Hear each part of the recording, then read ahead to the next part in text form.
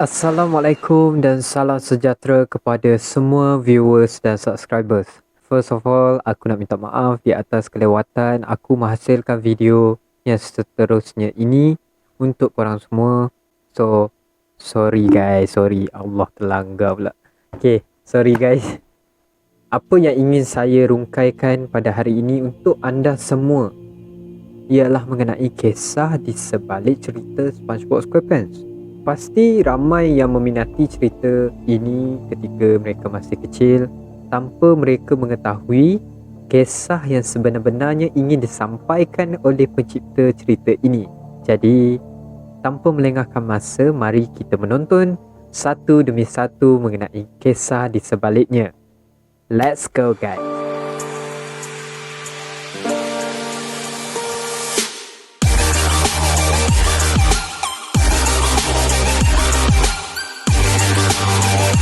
Cerita SpongeBob SquarePants ini dicipta oleh Stephen Hillenburg untuk disiarkan di Nickelodeon. Jika di Malaysia, kita tonton cerita ini di TV9.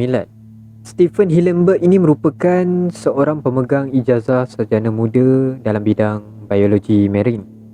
Siri ini mengisahkan pengembaraan dan usaha SpongeBob SquarePants beserta rakan-rakannya di bawah laut yang bernama Bikini Bottom. Siri animasi Amerika ini mencatat rekod yang tertinggi yang pernah disiarkan di Nickelodeon. Sehingga akhir 2017, franchise media ini telah menghasilkan pendapatan sebanyak 13 bilion dolar Amerika.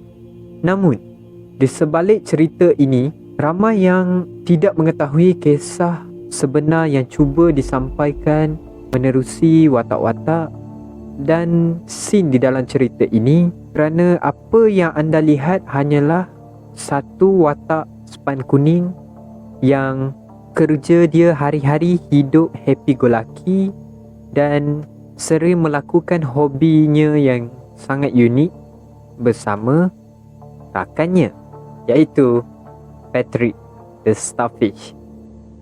Di manakah Bikini Bottom ini terletak? Adakah ia benar-benar menggambarkan sesuatu tempat di dunia ini? Bandar Bikini Bottom yang menjadi lokasi utama dalam siri SpongeBob ini adalah berdasarkan gambaran lokasi sebenar di peta dunia, iaitu Bikini Atoll. Sebuah tempat di wilayah Micronesia yang menjadi sebahagian daripada Kepulauan Marshall. Ketika Perang Dunia Kedua, Bikini Atoll adalah salah satu wilayah Amerika Syarikat. Tentera Amerika berjaya merebut Kepulauan Marshall daripada Jepun melalui pertempuran darah.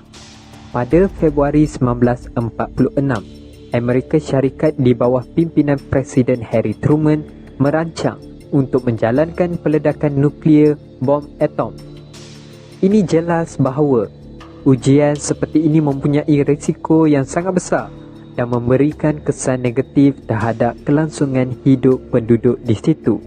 Justru, Bikini Atoll dipilih sebagai lokasi menjalankan ujian nuklear atas faktor ia jauh daripada penempatan manusia dan semua penduduk di sana perlu mengosongkannya. Sebanyak 23 senjata nuklear dijatuhkan yang mempunyai kekuatan lebih kuat daripada bom atom Hiroshima dan Nagasaki. Kemusnahan itu berlaku di sekitar perairan Bikini Atoll.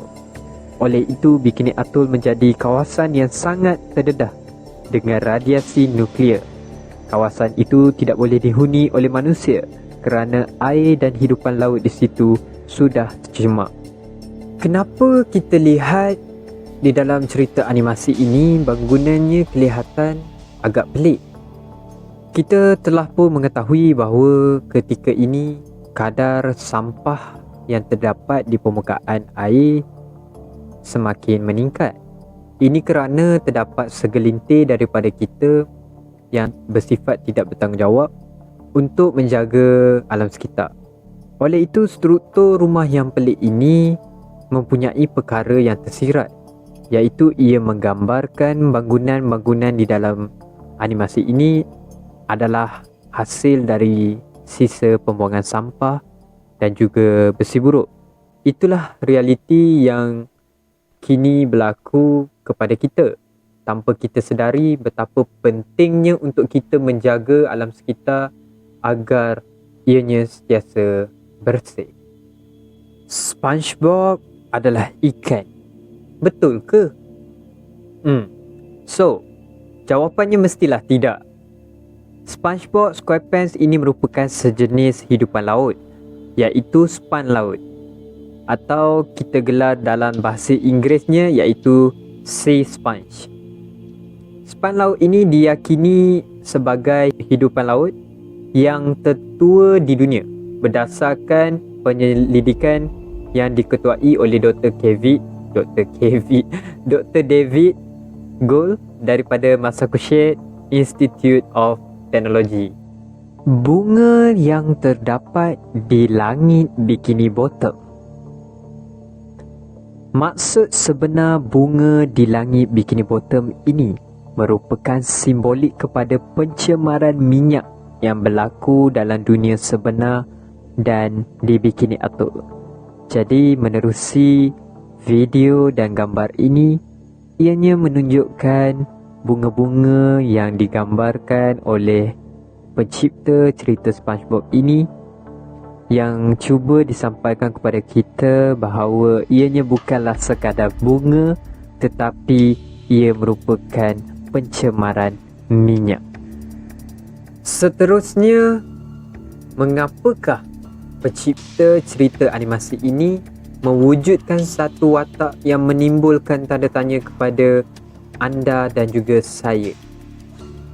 Watak itu adalah seekor tupai yang menetap di dalam laut, iaitu di Bikini Bottom. Setelah saya menyelidik kisah di sebaliknya, tupai adalah merupakan haiwan yang dibawa ke tempat ini untuk membuat ujian nuklear bom atom. Sebab tu jika kita tengok pada watak Sandy, dia memakai baju ala-ala astronot yang ingin menunjukkan mengenai keselamatan atau nyawa dirinya yang bergantung kepada pakaiannya itu. Sandy akan memakai pakaiannya itu jika ia ingin keluar dari rumahnya. Maka di situ kita dapat lihat bahawa betapa pentingnya pakaiannya itu yang boleh membawa ancaman kepada mati. Di sini jelas bahawa tupai merupakan mangsa kepada ujian nuklear ini kerana mereka membawa tupai-tupai ini sebagai cubaan dan mereka ingin melihat apakah yang akan berlaku kepada tupai tersebut apabila mereka melepaskan nuklear bom atom. Untuk yang terakhir, apa dia? Kenapa Mr. Krab ada anak perempuan dan ianya merupakan seekor paus? Mengapa tidak ketam sedangkan Mr. Krab adalah seekor ketam? Jadi, dalam kisah sebenar, Mr. Krab berjumpa dengan Pearl, iaitu paus itu, ketika dia berada di sebelah mayat ibunya yang telah mati akibat diburu. Ianya membawa sindiran kepada pemburuan haram yang dilakukan oleh manusia terhadap spesies laut ini. Kini, Bikini Atoll telah mempunyai hidupan laut yang sangat indah dan menunjukkan pemulihan yang sangat luar biasa selepas ujian nuklear tersebut. Malah, pada tahun 2010, Bikini Atoll telah dijadikan sebagai tapak warisan dunia oleh UNESCO. Namun, manusia masih lagi tidak dapat tinggal di sana oleh kerana radiasi nuklear bom atom.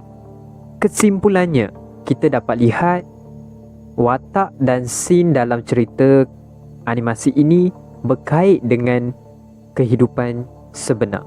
Jadi ianya tidak mustahil jika hasrat pencipta cerita ini sebenarnya cuba menyampaikan kisah benar yang telah memusnahkan hidupan laut.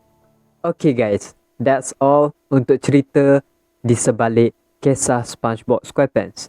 Jadi jangan lupa untuk tekan button subscribe di bawah dan saya akan hasilkan video seterusnya secepat mungkin insya-Allah. Jadi saya perlukan sokongan anda semua untuk like dan subscribe dan jangan lupa untuk tekan button loceng agar anda mendapat notification ketika saya mengupload video yang baru. Terima kasih guys. Jumpa lagi.